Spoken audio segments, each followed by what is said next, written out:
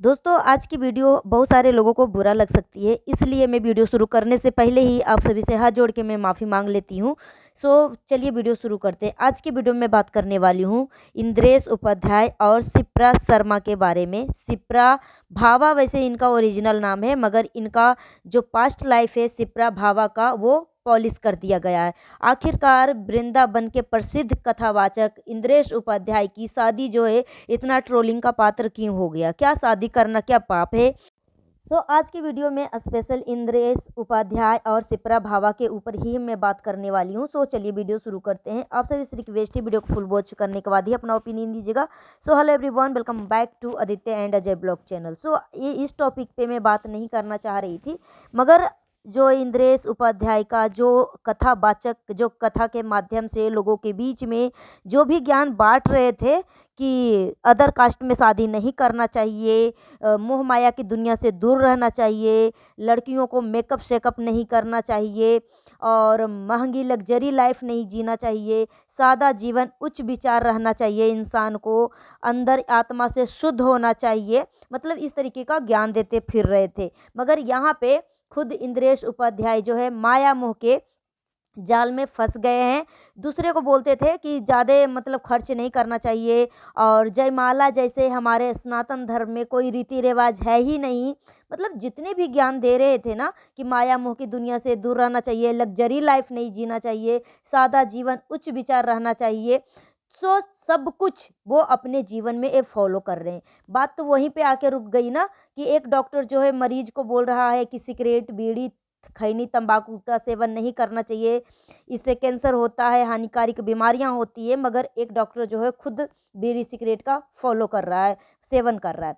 तो बात यहीं पे नहीं ख़त्म होती है। इनका जो शादी जो शिप्रा भावा नाम की जो लड़की से हुई है ना, ये पहले से शादीशुदा थी। इनकी शादी जो है ज़्यादा दिन तक नहीं चल पाई और वो एक डिवोर्सी हैं। और यहाँ तक कि इनका जो कास्ट है शिप्रा भावा का और इंद्रेश उपाध्याय का, वो मतलब अलग अलग कास्ट हैं। शिप्रा भावा जो है एक सिख कम्युनिटी से आती हैं और जो इंद्रेश उपाध्याय जो है ये एक पंडित हैं। तो दोनों का अदर कास्ट हो गया, प्लस लड़की भी एक डिवोर्सी है।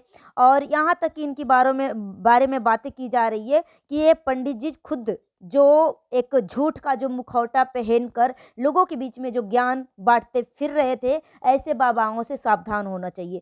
खुद तो दूसरे को ब्रेन वॉश करके खुद लग्जरी लाइफ जीते हैं, अच्छा जीवन जीते हैं और दूसरे को बोलते हैं कि माया मोह की दुनिया से दूर रहना चाहिए, सादा जीवन, उच्च विचार होना चाहिए। मगर वो अपने शादी में इंद्रेश उपाध्याय खुद अपने शादी जयपुर के होटल ताज आमेर में जाकर शादी करा है और वो इतना महंगा होटल है कि करोड़ों का खर्च, इनका जो शादी जो इतना लग्जरियल दिखाया गया। और दूसरे को बोलते हैं कि शादी विवाह में ज़्यादा खर्च नहीं करना चाहिए, मगर इनके शादी विवाह में जो इंद्रेश उपाध्याय की जितनी भी शादी में जितने भी धर्मात्मा गुरु गए थे, सभी लोग लग्जरी जूते चप्पल भी इनका देखा गया है कि सब 5-5 हज़ार 6-6 हज़ार का, और हाथों में आईफोन लेकर सब घूम रहे हैं और नॉर्मल लोगों को, हम सब जैसे लोगों को ब्रेन वॉश करके कि सादा जीवन, उच्च विचार होना चाहिए, मोह माया की दुनिया से दूर रहना चाहिए,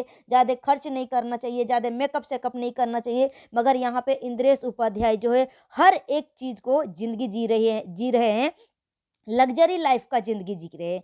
इनका जो शादी का जो ड्रेस था वो भी बहुत ही महंगा ड्रेस था। इनकी जो पत्नी शिप्रा भावा, उनकी भी लहंगा जो है लाखों में बताया जा रहा है कि 5 लाख 6 लाख का इनका लहंगा ही है। और इतना इतना महंगा आर्टिस्ट से इनको मेकअप करवाया गया है कि सब कुछ जो बाबा जी दूसरे के ऊपर बोल रहे थे कि इस तरीके की चीज़ें नहीं करना चाहिए, जयमाला जैसे रस्में नहीं होती है हमारे सनातन धर्म में, मगर ये जयमाला भी रचाए, सब कुछ रचाए। पहले आप इस वीडियो को देखिए, उसके बाद हम आगे बात करेंगे। सबसे पहले आप लोग ये वीडियो देखिए।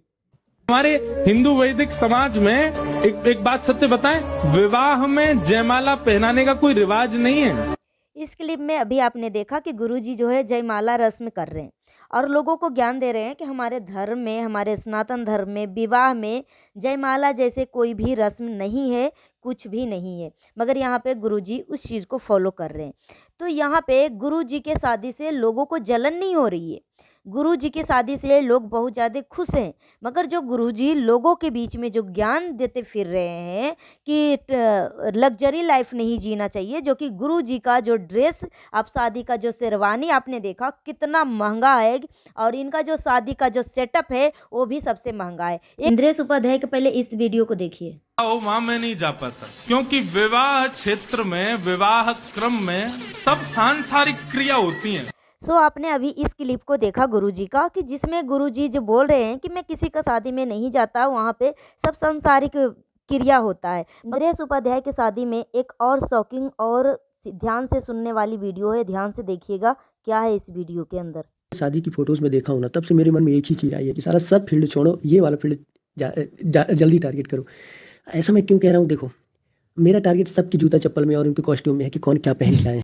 यहाँ पर ये भाई दिखाने की कोशिश कर रहा है कि बाबा बोलते हैं कि लग्जरी लाइफ नहीं जीना चाहिए, मोह माया की दुनिया से दूर होना चाहिए, मगर यहाँ पे ये भाई जो है सबके हाथ जूता चप्पल पे ही ध्यान दे रहा है कि देखो भाई लोग कितना लग्जरी लाइफ जी रहे हैं, सबके हाथों में आईफोन है, जूता चप्पल जो है कितने महंगे महंगे हैं। यहाँ पे ये भाई जो है ये बाबा को पैरों का स्क्रीनशॉट लेता है और उस जूते का सर्च करता है गूगल में जाकर स्क्रीनशॉट लेकर, और देखो जब सर्च करता है इसको क्रॉप करके, तो इस जूते का जो चप्पल है उस चप्पल का दाम जो है 5,000 6,000 इस तरीके से इनका चप्पलों का दाम है।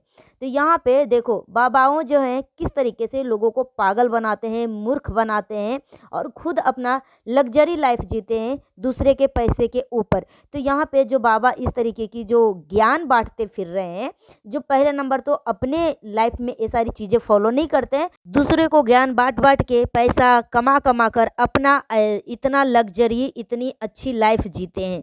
लोगों को बोलते हैं मोह माया की दुनिया से दूर रहो, ठीक है, सादा जीवन उच्च विचार करो, शादी विवाह के मोह माया से दूर रहो, मतलब इस तरीके से ज्ञान बांटते फिरते हैं। मगर यहाँ पे बाबाओं के हाथ में आपने देखा जितने भी धर्मगुरु इंद्रेश उपाध्याय की शादी में शामिल हुए थे, सभी के हाथों में आईफोन, महंगे महंगे कपड़े और महंगे महंगे जूते और चप्पल भी दिखाया गया है। आप सबने इस वीडियो के माध्यम से क्या सीख मिला कि यहाँ पे ये लोग जो हैं एक धर्म का मुखौटा पहनकर लोगों को ब्रेन वॉश करते हैं, लोगों को ज्ञान बांटते फिरते हैं, मगर वही ज्ञान जो है खुद के लाइफ में नहीं उतारते हैं। यहाँ पे इंद्रेश उपाध्याय का शादी का जो ट्रोलिंग हो रहा है, उसका ट्रोलिंग का पात्र इंद्रेश उपाध्याय खुद हैं, क्योंकि वो बोलते हैं कि दूसरे कास्ट में शादी नहीं करना चाहिए, अगर दूसरे कास्ट में शादी हम करते हैं तो बच्चा जो है दोगला पैदा होता है। मतलब इस तरीके से हमारा जो अनिरुद्धाचार्य हैं वो भी इस तरीके का ज्ञान बांटते फिरते हैं।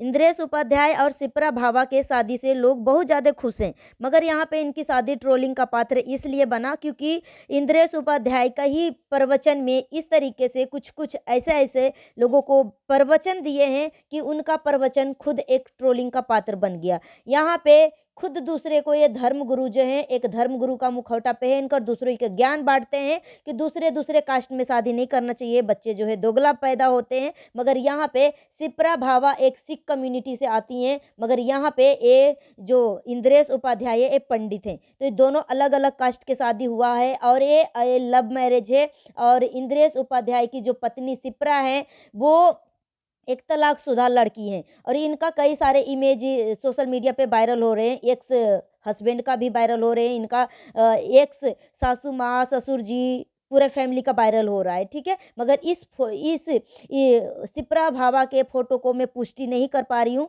कि ये इनका एक्स हस्बैंड ओरिजिनल है कि सच में मतलब AI जनरेटेड फ़ोटो है, तो इस चीज़ को मैं पुष्टि नहीं कर रही हूँ। मगर यहाँ पे ये दोनों जो है अदर कास्ट के हैं, और इनका जो शिप्रा भावा का जो पास्ट लाइफ है उनको पॉलिश कर दिया गया है। ये एक कंटेंट क्रिएटर थी, जितने भी इनके चैनल पे वीडियो था शिप्रा भावा का सब कुछ डिलीट कर दिया गया है, और इनका जो अभी नाम जो है शिप्रा शर्मा रख दिया गया है। मगर ये दोनों जो है अदर कास्ट की शादी है, सेम कास्ट में नहीं है। तो यही जो धर्मगुरु का जो मुखौटा पहनकर लोगों को जो ज्ञान बांटते फिरते हैं, खुद के लाइफ में क्यों नहीं उतारते हैं? खुद तो लग्जरी लाइफ जीते हैं और दूसरे को मोई मोई करवा देते हैं। सो गाइस अपना ओपिनियन हमें कमेंट बॉक्स में जरूर दीजिए।